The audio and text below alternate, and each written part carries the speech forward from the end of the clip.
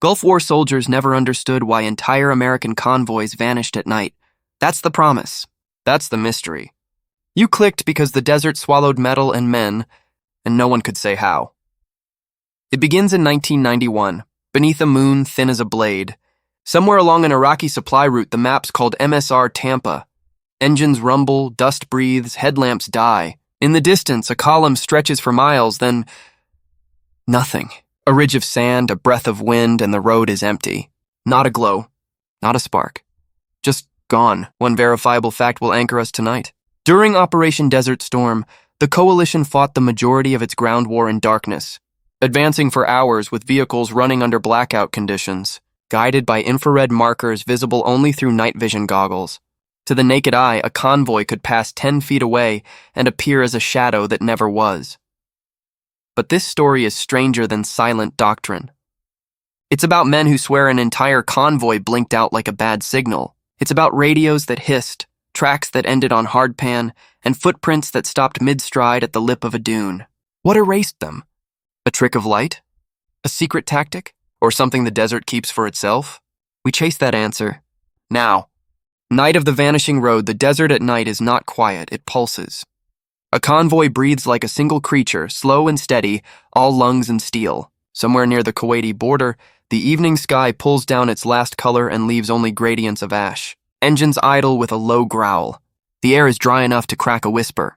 Dust floats in thin sheets like ghosts learning to walk. Men check straps, adjust helmets, check again. Hours ahead, a giant arrow no one can see points them toward a road with a name that sounds like a heartbeat. Tampa, Tampa, Tampa. A lieutenant runs a gloved finger along the rim of a wheel well, tastes grit in the wind, and listens for the thing all good officers hear, the click between readiness and fate. He says one word, blackout, and the world shrinks. White light dies. Headlamps wink out in a neat line as if a curtain has been drawn one vehicle at a time. The convoy becomes a rumor with tracks. The only visible marks are tiny reflective cat eyes painted on the backs of helmets and the faintest glow of infrared chem sticks, the kind that can't be seen without lenses that turn night into a pale green sea. To naked eyes, the road goes empty. Vehicles roll right past sentries who swear they see only air. They move. First gear whispers into second. The column stretches long, then longer, until the tail can't feel the nose. Desert wind tests the edges of tarps. Canvas answers with small complaints. Somewhere a radio pings, then chooses silence. The lieutenant notes the dead air, breathes once, and says nothing. Silence is normal under black. Silence is safety with teeth. What no one tells you before the war is how often it sounds like waiting. Waiting for the order. Waiting for the flares that mean run. Waiting for the sound of yourselves coming apart, or the sound of the world settling back into place. Tonight it feels like the latter until it doesn't. They reach a low rise, a natural dune shaped like a sleeping whale. The convoy bends around its spine. The drivers follow the night vision green of the bumper ahead, 2 truck lengths, never more.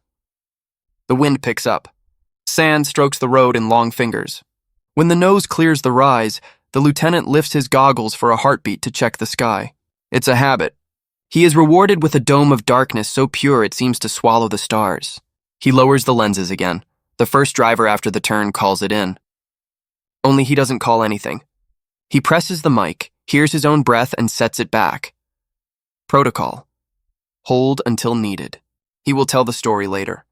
He will say the lead trucks drifted right, then left, then shimmered once like heat on a long stretch of asphalt and were gone. No brake lights because there are none. No pale beams because there are none. Just a change in the texture of darkness and then a space where machines should be. The second driver feels it as absence. He loses the rhythm. Every convoy has a rhythm. The pulse of transmissions, the cough of engines, the periodic clatter of gear against metal. When the front quarter disappears, the music breaks a beat. He does not stop. You do not stop under black unless the order comes from above. He tightens his hands. He watches the cat eyes ahead. He keeps the distance perfect. He wonders if the wind changed or the night changed or he did. At the back, a mechanic named Alvarez listens to the road through his bones. He has a gift for engines. He can tell the difference between a clutch slipping and a driver's foot shaking. He thinks something is off. The sound up front is thinner, less body, more empty space. He tells himself it's the wind learning to sing through tie-down straps. He tells himself anything until the first real sign arrives, dumb and small, tumbling along the shoulder. A loose strap buckle clinks against grit, then vanishes, swallowed by the dune. It came from ahead. It should have hit someone's boot. It didn't. Alvarez says a word he will apologize for later. He presses the mic. He breathes. He lets go. The lieutenant finally speaks. He gives the order he hates. Halt. Vehicles roll down to a hush one by one until the night's heartbeat pauses. No one turns on white light. No one breaks the veil. Men step out into air that feels colder than before. They are wrapped in dark and the occasional whisper of a boot on sand. The lieutenant raises his goggles. The world blooms green, smudged and grainy, but clear enough for work. He scans the road. He should see the glow of IR sticks on the last bumper of the lead truck. He sees open air and a dune's shoulder.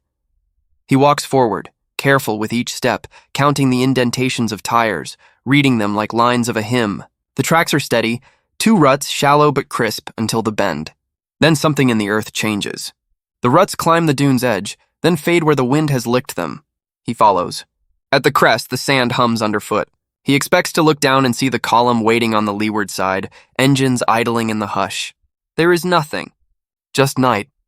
Just a flat sweep of hardpan polished by wind to the dull shine of old bone. He checks for heat with the goggles. Vehicles hold warmth like secrets. Even through NVGs, a recent engine should leave a ghost in the air. He finds none.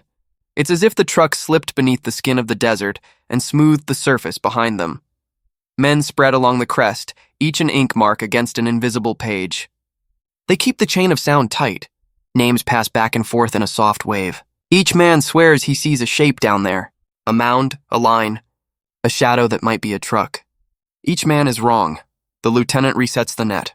He orders a whisper call, the kind meant to coax friendly shadows out of darker shadows. The radio answers with small bursts of static, like wind punching tiny holes in silence. He uses a different channel. He tries the emergency code word, the one you say only when everything else has gone stupid. The desert gives him that same thin static and the constant, unhelpful beating of his own heart. Then, finally, a payoff. A voice wakes on the net. It is not a distress call. It is not a miracle. It is the convoy behind them, righteous and annoyed, asking why the line has halted on an open road in the middle of a war. Their IR markers show a clear path. Their lenses show nothing ahead but wind. To their naked eyes, the horizon is a blank sheet. To their night vision eyes, the world is empty and green, touched by the faint glow of the cat eyes in front, and no other living thing. The lieutenant feels the shape of the problem. He does what doctrine says. He breathes once. He sends the message that is more confession than order. We've lost visual on the lead element. Repeat. Lead is not in sight. On paper, this should be impossible. On paper, convoys don't disappear. On paper, everything is accountable, even the dust. But the paper isn't here. The only here is the ridge, the wind, and the fact that an entire slice of the column is absent. He does the next right thing. He authorizes a low-light search forward, teams of 2, no white beams, NVGs on, weapons low. The pairs fan out like dancers who hate the dance. They mark their path with short drags of a boot heel, a breadcrumb trail only they will understand. They go 30 yards, then 50, then 100. They stop when the road changes texture underfoot. It goes from soft grit to hard crust, like walking from carpet to stone. Alvarez is among them. He swears he hears a tailgate clack. He moves toward the sound and finds a small square in the sand. It is not a tailgate. It is a plastic tab from an infrared chem stick, the kind you crack, shake, and strap to a bumper. It's new. It's not cracked. It wasn't used tonight. Why is it here? He slides it into a pocket. He will later place it on a crate and stare at it like a scavenged clue from a crime that hasn't admitted itself. Ghost tracks on MSR Tampa morning arrived without warmth. The desert doesn't wake, it reveals. Pale light crawled over dunes like water reclaiming stone, showing the road where the convoy had stood hours earlier. Tire tracks, boot prints, the ghostly grooves of a halted column, all there, solid and real.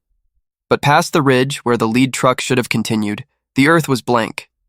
Wind scrubbed, flat as glass. Lieutenant Harris, nobody called him by rank now, only LT, walked ahead of the others. His boots left neat marks in the soft crust, but 20 feet forward, the sand hardened. It felt packed, almost fused. He knelt, ran a gloved hand over the surface. No tracks, no indentations. just one unbroken plane stretching into the horizon. Behind him, Alvarez muttered, "Could have been wind overnight." Harris didn't look up. Not this clean. Not this fast. The mechanic fell silent. When the sun fully broke, the mirage shimmered. Heat bent the air into trembling ribbons. Through the haze, Harris thought he saw a shape, a vehicle outline, faint and metallic, like a reflection caught between worlds. He blinked once. The shape dissolved. Nothing there. Just more light. The radio cracked with the voice of the battalion command. "Bravo 2-6, confirm visual on lead element." Harris hesitated. His throat felt dry as chalk. "Negative. We've got no contact. Tracks end at grid 4-2. A pause on the line. Then flat and slow, "Copy that. Hold position until air recon." Air recon? That meant hours. Maybe longer. So they waited. Men sat in the shadow of their trucks, faces hidden under helmets, watching the road like it might blink first. Some smoked in silence. Others stared at the dunes as if expecting them to move. Alvarez pulled a piece of equipment from a toolbox, a handheld sensor used to detect heat traces.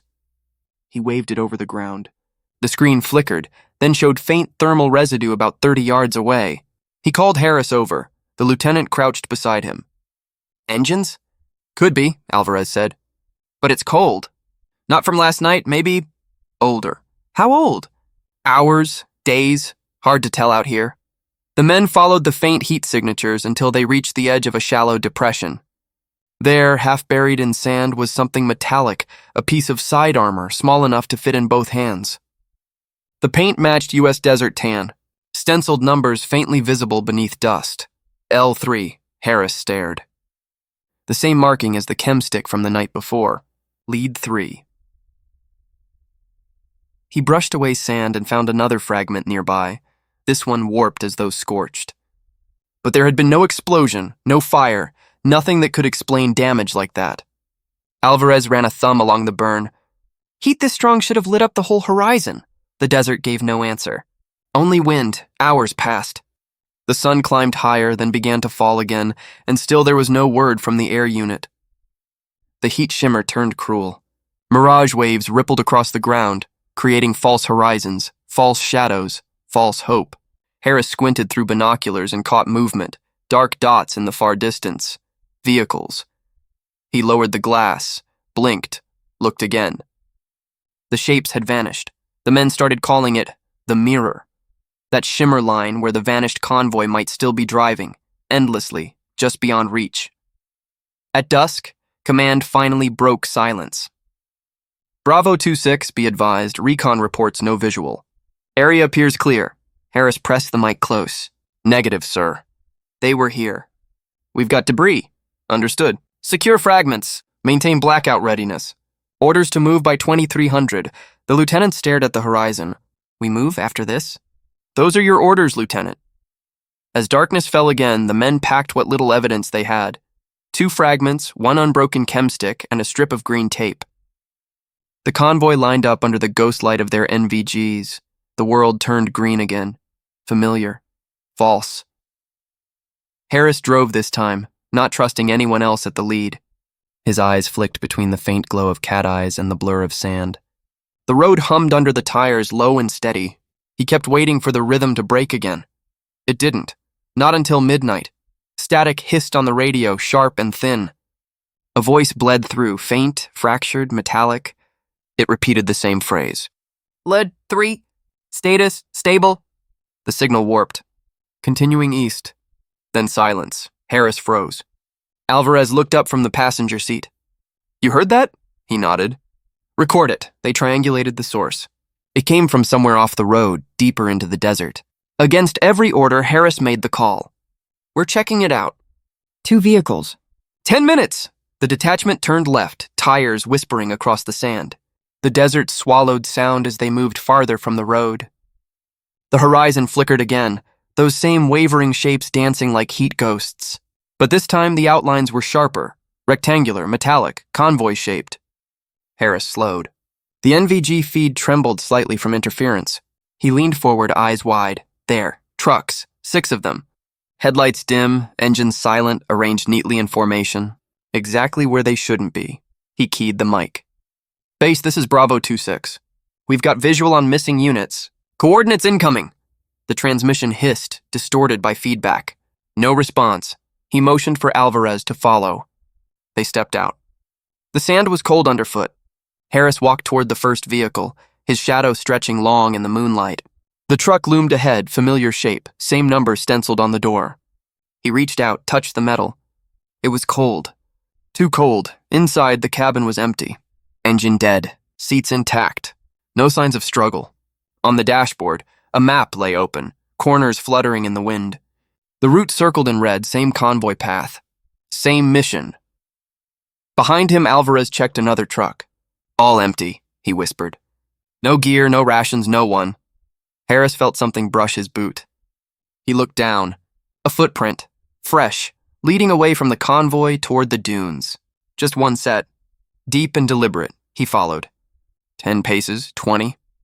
The print line wavered, then stopped, mid-stride, ending in smooth sand. As if the man had stepped out of existence. Behind him, the engines of the trucks coughed once, faintly, though none had been touched. Harris spun. The sound died instantly. The air was wrong now, charged, humming, filled with a low vibration that seemed to come from nowhere. LT, Alvarez said, voice shaking. We need to go. Harris stared at the convoy, every instinct torn between curiosity and fear. The truck sat still, silvered by moonlight, as if waiting for something unseen to command them. He took one slow step backward. Then another. They reached their own vehicle. Harris slammed the door and turned the key. The engine refused to catch. The dashboard flickered, lights dying one by one. Alvarez's voice broke into a whisper. Sir, look. Through the windshield, the ghost convoy was gone. The open plain stretched empty again. The radio screamed to life, shrill feedback bursting through the static. A voice, crisp and clear this time, filled the cab. Bravo 26, respond. All elements accounted for. Lead 3 rejoined formation 20 minutes ago. Harris froze. Say again? The voice repeated, calm, steady, like a briefing after a drill. All units accounted for. No missing personnel. Confirm status, he turned to Alvarez. You hearing this? The mechanic nodded, color drained from his face. We just saw... I know what we saw, but according to command, nothing had ever been missing. Harris keyed the mic. Request verification. Visual confirmation. The line cut dead. They sat in silence, the desert suddenly too still. Somewhere out there, the wind rose again, carrying the faint echo of engines that shouldn't exist. When the stars brightened, Harris finally spoke. We go back, now. They reached the main road just before dawn. The convoy waited, lined up neatly, engines purring. Lead 3 was there, alive, intact, its crew drowsy but unharmed. When Harris approached, the driver looked puzzled. Sir, we've been parked since 0100. You okay? You look like you've seen a ghost. Harris didn't answer. He climbed into his cab, hands trembling. As the convoy rolled out again, the morning sun bled over the dunes, warm and merciless. The road ahead looked ordinary. Too ordinary. He couldn't shake the feeling that somewhere out in the heat shimmer, another convoy was still moving, an echo trapped in time, doomed to drive forever through the dark. The desert had given them back what it took, but only for now, and deep down, Harris knew. It would take again. Mirage, machine, or mask they were supposed to forget. That was the quiet order, the kind that travels without paper, without echo. The convoy was intact, all accounted for. The report was written in perfect calm. Communications malfunction. Temporary disorientation. Nothing more. But Lieutenant Harris couldn't make himself believe it. The image of those cold, empty trucks still burned behind his eyes. Every night he saw them again, lined in the dark, silent as tombs, waiting for him to step closer. A week later, they were redeployed deeper into the desert. Same stretch of sand. Same route, MSR Tampa. The men joked nervously, pretending it was just another assignment. Alvarez said the desert must like them too much to let them leave. Harris didn't laugh. He studied the map, tracing the route with a pen that left grooves instead of ink. The sun fell fast that evening, leaving a burnt orange sky. As the convoy prepared to move, a sandstorm brewed in the distance, rolling like a living wall. Command ordered them to halt and take shelter in an abandoned Iraqi depot nearby, rusted hangars, half-buried tanks, and skeletons of old communication towers. The place looked dead, but death in the desert was never empty. Inside the hangar, Harris set up a perimeter. The men spread out, searching for cover, for water, for distraction. Alvarez found a generator and coaxed it to life. The lights flickered weakly, painting the walls in sickly yellow. On one of those walls, Harris noticed markings, Arabic letters faded under dust, followed by English stencils. Old, maybe from the Iran-Iraq War. He stepped closer. Beneath the grime, there was something else. A set of numbers carved by hand, 2 to 17 Convoy, March 1987, Route Echo. He froze. Alvarez came over. What's that? Convoy record. Different war, same kind of unit, so? Harris brushed more sand from the surface. March 87. That's 4 years before Desert Storm. He stopped again. There were smaller words scratched below, rough but legible. We saw them too. The hangar seemed to breathe. The generator hummed louder, or maybe his pulse was doing that. Them who? Alvarez asked, almost whispering. Harris didn't answer. Later that night, when the storm hit, the sound was like the sky tearing. Sand slammed the metal roof, relentless and wild. The men huddled in their vehicles, lights off, radios crackling with the static of interference. Somewhere between thunder and wind, a voice slipped through the channel. Convoy, off route, visual lost. Harris stiffened. Say again? He pressed the mic close, but there was only static now, punctuated by the storm's roar. Then another voice, faint, overlapping, like an echo that didn't belong to their frequency. Maintain formation. Do not deviate. He recognized that voice. It was his own. The radio went dead. When morning came, the storm had passed. The depot looked half-buried, dunes piled against the hangar doors. The men climbed out, brushing sand from their uniforms, blinking against the harsh light. The world had been rearranged overnight. The road was gone. Only ripples of sand where asphalt used to run. They used GPS to reorient. The signal refused to lock. Alvarez cursed softly. Everything scrambled. Compass, too. Keep trying, Harris said. We move as soon as we can. He stepped outside, scanning the dunes. Something glittered on the far ridge, a metallic glint, rhythmic like sunlight off glass. He raised his binoculars. For a moment, he saw vehicles again. A column of them, crawling slowly across the horizon. He lowered the glass. They were gone. Back inside, Alvarez had found something else, an old tape recorder wedged behind a storage crate. He blew the dust off and pressed play. Static filled the hangar, then a voice emerged, hoarse, panicked, unmistakably American. Convoy lost near Echo Line. We followed lights. Vehicles ahead. Not ours. The tape cut out. They replayed it 3 times. The voice trembled the same way every time. Harris rewound it again, pressing his ear close. There was something faint under the main voice, another layer of sound, almost like whispers overlapping the words. He turned up the volume. Convoy lost near Echo Line. We followed lights, and then a faint mechanical hum beneath it, the pitch of an idling engine. The kind that shouldn't exist on a 1987 tape recorded in the middle of nowhere. That evening, the wind returned, gentle this time. The men rebuilt the antenna array to try re-establishing comms. Alvarez climbed one of the old towers, stringing wire across rusted beams. As he worked, he stopped suddenly and looked east. LT, he shouted. I've got movement! Harris ran outside, raising his goggles. Through the green haze, he saw them again. Trucks, unmistakable silhouettes, maybe 8 or 9 moving in formation. No dust trail. No heat shimmer.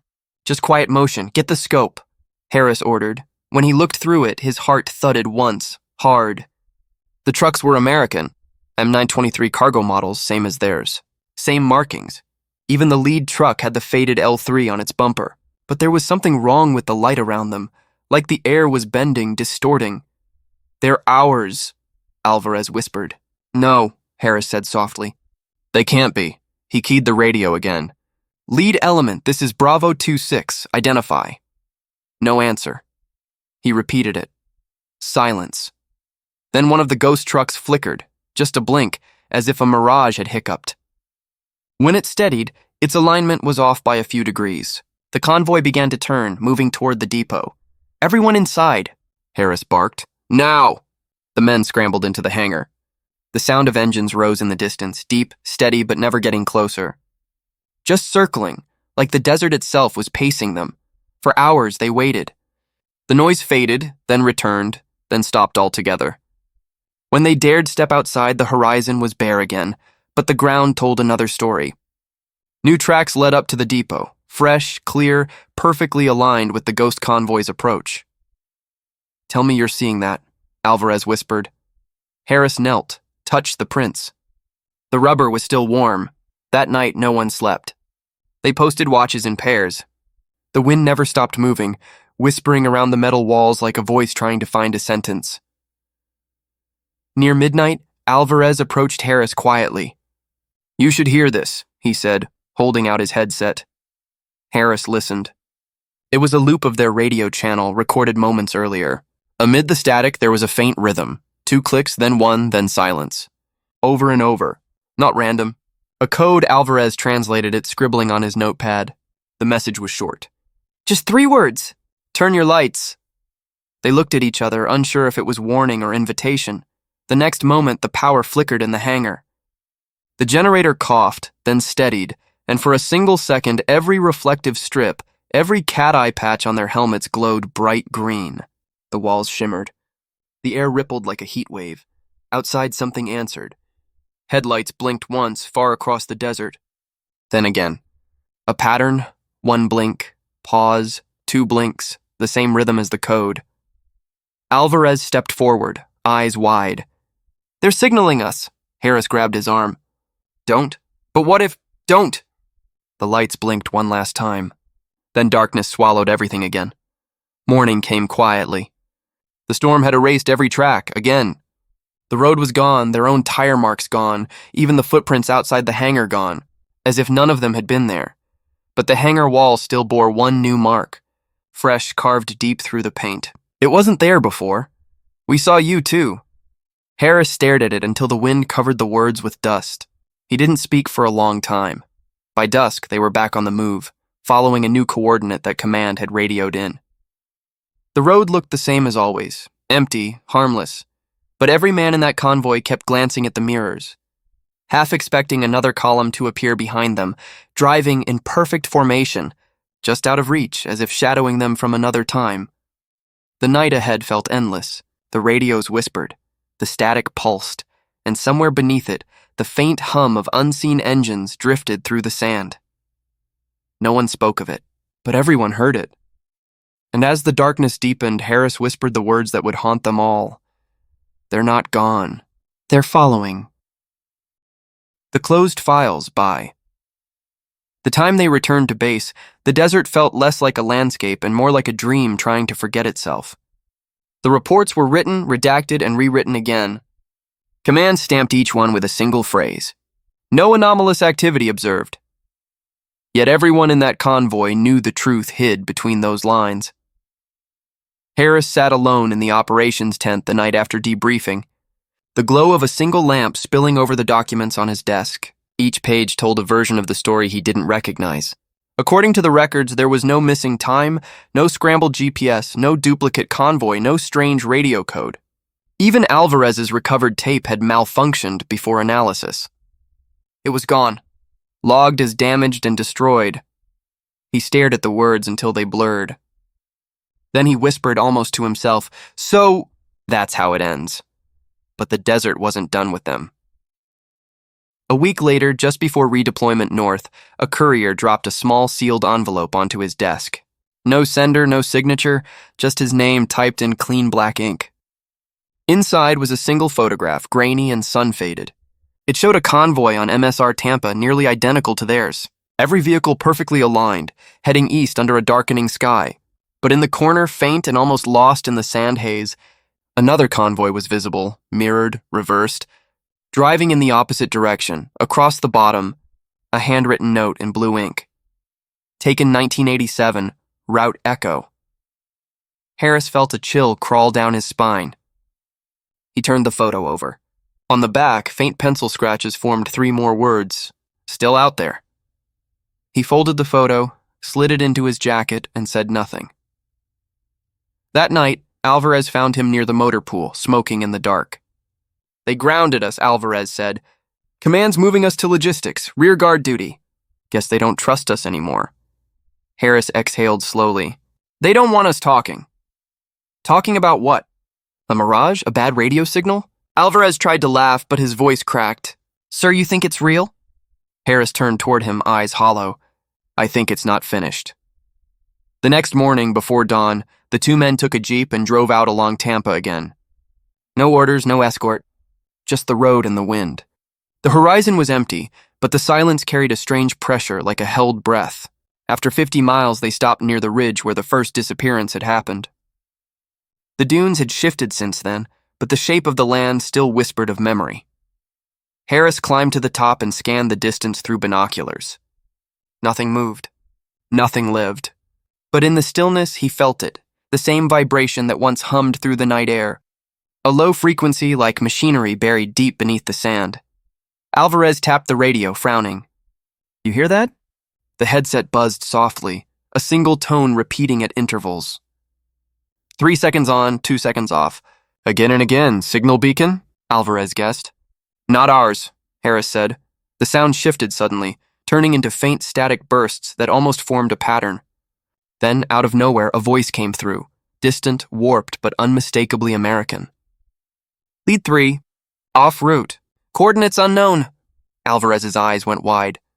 "That's the same transmission we heard the night they vanished." Harris shook his head slowly. "No. Listen carefully." He turned up the volume. The voice repeated the line again. But this time at the end it added something new. Visibility clear. Convoy intact. Then silence. They both stared at each other. Alvarez whispered, "If that was from them, then who sent it?" They tracked the signal for hours, moving east across hard-pan terrain until the jeep began to overheat. Every few miles, the transmission returned, always the same phrase, as if it were caught in a loop.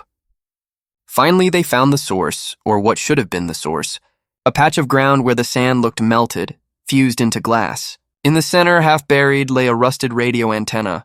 Its base was scorched, wires snapped, the metal warped from heat. Alvarez crouched beside it. "This thing hasn't worked in years." "Then how did it transmit?" Harris murmured. Before they could decide whether to dig deeper, the ground beneath them shivered. A dull, rhythmic vibration rolled up through their boots. Harris felt it first, that pulse he'd come to dread, a heavy, mechanical thrum from nowhere and everywhere at once. The jeep's radio flared again, static exploding into noise, and through the distortion came a voice neither man could mistake. It was Harris's own voice. "Convoy in motion. Maintain blackout.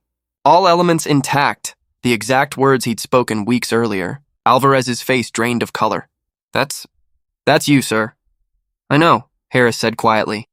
"But it's not now." They turned toward the horizon. The mirage was back, the faint shimmer of movement, heat bending into form. Trucks. Dozens. Moving silently through the glare. Alvarez raised the binoculars, his hands trembling. They're us."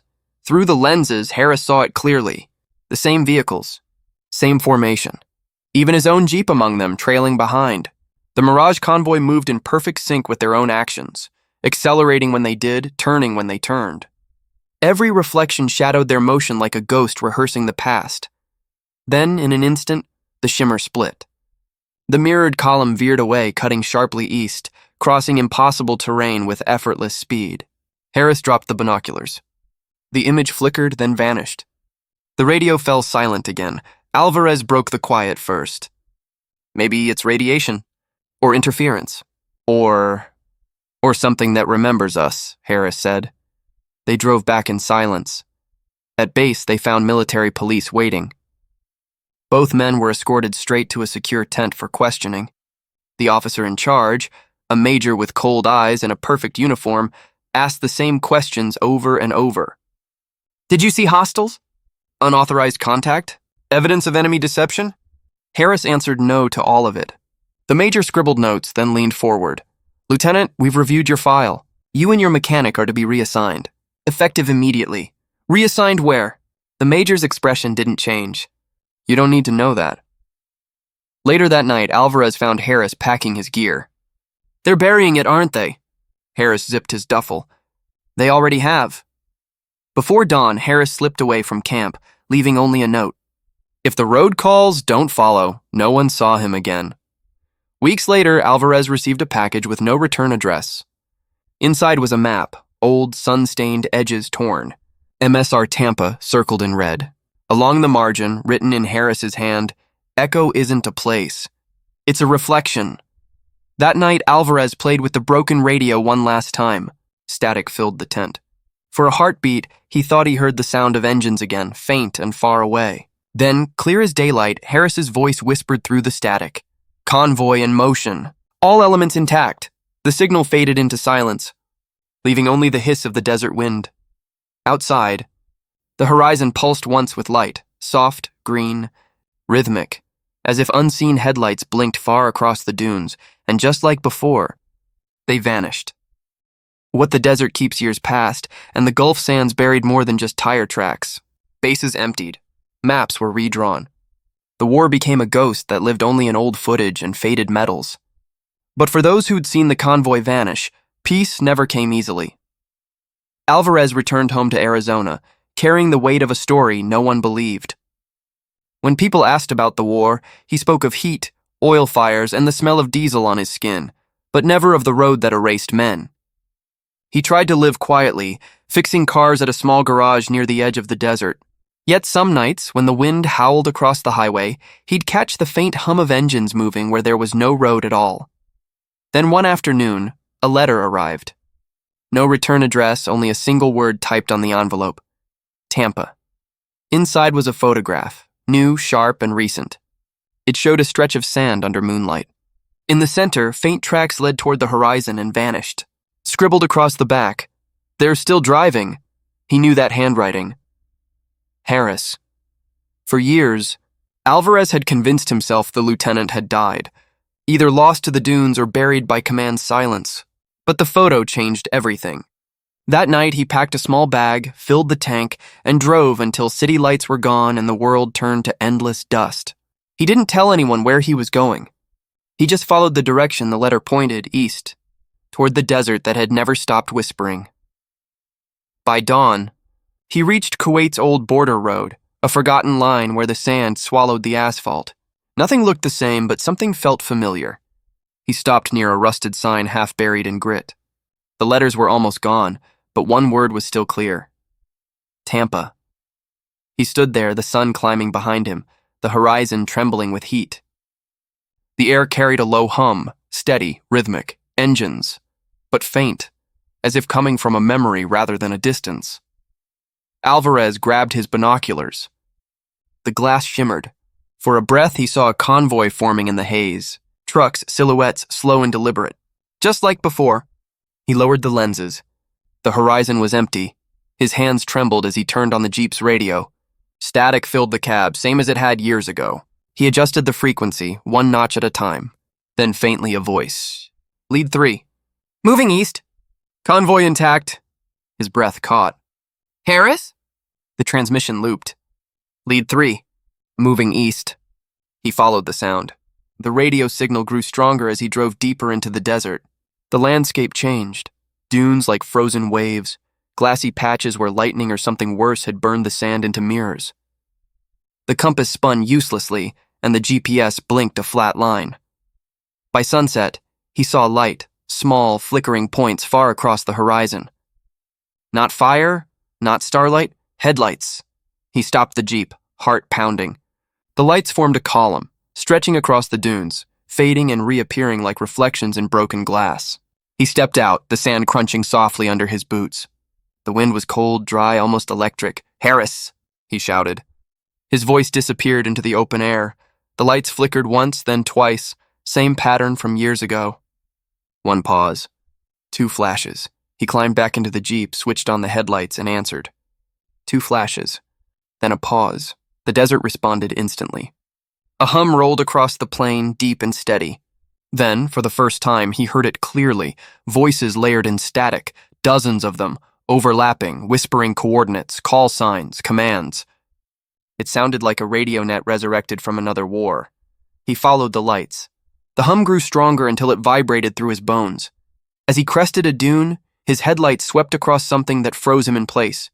Vehicles, American cargo trucks, covered in dust, windows opaque, lined up perfectly in formation. The same models, same markings, even the faint stencil of L3 still visible on the lead. They were real. Or they looked real enough. He stepped closer. No footprints. No heat from the engines. Just a faint electric buzz in the air. "Lieutenant?" A soft click answered him. A voice rose from one of the cabs, calm, steady, unmistakably human. "Alvarez, you shouldn't have come." He turned toward the sound. The driver's door of the lead truck swung open. Harris stepped out wearing the same uniform, same patches, untouched by time. His face was pale under the moonlight, eyes shadowed by exhaustion, or something older. Alvarez froze. "I thought you were dead." "I was," Harris said softly. "Or maybe I wasn't, depends on who you ask." He looked over the trucks. "We never left, Al. We're still running the same road." Over and over. They called it a malfunction, but it wasn't. Something happened that night. The blackout tech, the guidance frequencies, the storm, it did more than hide us. "What are you saying?" Alvarez asked. Harris turned toward the horizon, where faint green glows pulsed in the distance. "It tore the line between where we are and where we were. The desert doesn't forget. It loops. It echoes." A gust of wind swept between them, carrying with it the faint smell of diesel and dust. Harris's radio crackled. Voices again layered and distant. Convoy in motion. "Maintain formation. All elements intact." "They're still out there," Harris said. "Every convoy that ever crossed this desert. Pieces of them. Stuck between nights." Alvarez shook his head. "We can go back. We can tell someone." "Tell them what? That the sand remembers us? That the road has a memory?" Harris's voice hardened. "They tried to erase it once." "They'll erase it again!" A low rumble cut him off. The trucks behind him began to vibrate, lights flickering weakly. Engines that shouldn't exist coughed to life, their sound muffled and hollow. "It's starting again," Harris said. "You need to leave." Alvarez took a step forward. "Not without you." "You can't take me," Harris said. His eyes flicked to the trucks, now glowing faintly under the moon. "I'm already where I belong." Before Alvarez could answer, the sand erupted with light. The convoy's headlights blazed as if ignited from inside the ground. The air turned hot and dry, bending the horizon into waves. Harris backed away, his form fading in the glare. "Go!"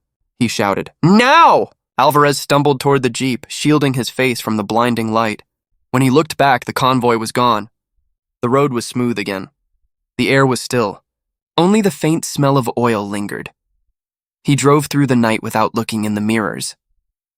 The radio was silent, but sometimes, when the engine dipped in pitch, he thought he heard another engine keeping pace just out of sight. By dawn, the sandstorm rose behind him, swallowing everything. Later, when investigators found his abandoned Jeep weeks afterward, the engine was cold and the tracks led nowhere. In the passenger seat, there was a single item, a photograph. It showed a convoy frozen under the stars, moving endlessly through the dark. On the back, in rough handwriting, one final message: "Convoy in motion." All elements intact, the desert had kept its secret, and somewhere beneath the dunes, the engine still hummed.